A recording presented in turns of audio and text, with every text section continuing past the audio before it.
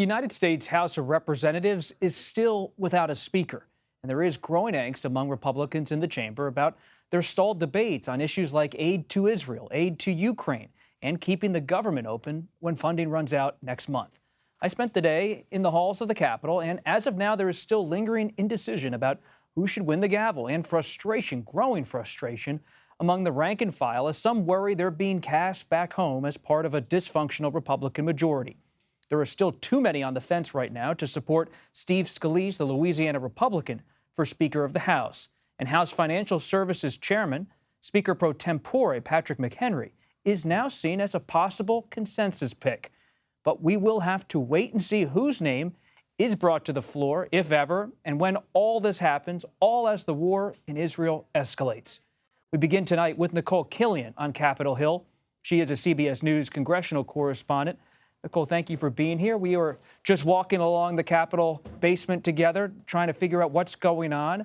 As evening comes here in Washington, what's your latest read on whether Steve Scalise, the Louisiana Republican who's looked at the speakership for many years, does he have the votes? Can he get there? Well, I think he's trying to, Bob. And as you know, the Scalise was a former whip, so that is his job and was his job and something he knows very well in terms of how to round up votes and rally them. We do know in this meeting with House Republicans earlier today, there really was a message of unity conveyed by the majority leader. But at the same time, as you very well know, as members emerged from that meeting, there was also a big sense of frustration. Many members still have a lot of grievances, continue to air them out during this discussion, and by and large, many of the members we spoke to feel that Scalise still does not have the votes to get there. That being said, I did talk to a member just a short time ago who was very close to Scalise, who was going into his office to try to get an update, and so he said that he does feel that they are making progress. We know Scalise was meeting with some of these holdout members, so the hope is he can try to flip some votes on his side, but again, it is still an uphill climb for the majority leader. Scalise did address reporters briefly after that House Republican conference meeting. Let's listen to what he had to say. The good news is our support continues to grow. We're continuing to work to narrow the gap, and that's going on, and we're going to continue the meetings. There's some other members that want to meet as a group individually.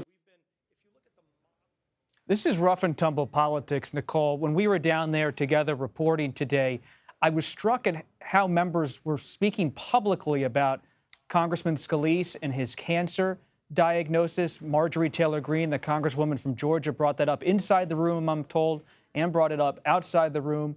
Their concerns about his energy, his ability to fundraise. It's deeply personal to come at Scalise in that way.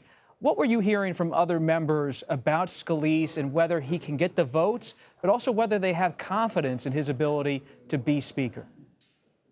Yeah, that's right. And also, let's not forget that Scalise was also shot back in 2018 at a congressional baseball practice. And so, there are a lot of concerns with respect to his health. Obviously, more recently, he was diagnosed with blood cancer. We saw even today the former president raise that as a potential concern. We know that he endorsed Jim Jordan. But look, members I talked to say, that they don't necessarily think that that's fair to, hold his health against him, even if some members do have concerns. Scalise has conveyed both publicly and to members that he does feel great, that he is up for the job, and he wouldn't be running for the speakership if he didn't think that he could do it. But that being said, I think there's just bottom line a sense of intransigence right now among members in terms of the path forward, whether anyone can reach that magic number of 217 or 218. Take a listen to what some Republican lawmakers told us after today's conference meeting.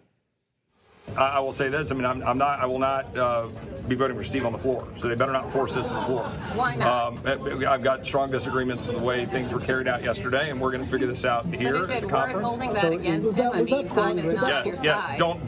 Time's on my side. What's the time clock that's ticking? Look, we've got. You have a war in Israel. Yeah, we've got a war in Israel. We can act. Funding deadline. We've got a war in Israel that Israel is perfectly capable of fighting. You think you need more time?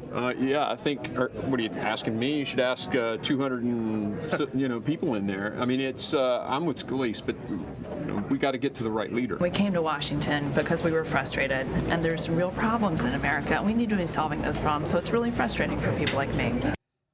So on one hand, you have some members saying, look, give us the time to work this out. But on the other, you have members like Congresswoman Jen Killion, who is from a swing district, who is like, look, we just need somebody. She's talking about, ships that are being deployed from her district to deal with this war in Israel and provide U.S. assistance and support. And so her point and the point of other members, Congresswoman Nikole Killion, also expressing a lot of frustration now that, Republicans' focus really needs to be on the bigger task at hand, helping their constituents, helping the American people, not hashing things out over petty disagreement. So there still is this big divide among members as to whether they need to move forward with a vote now or whether they should give themselves the time to work through these issues they have until they can reach a consensus pick.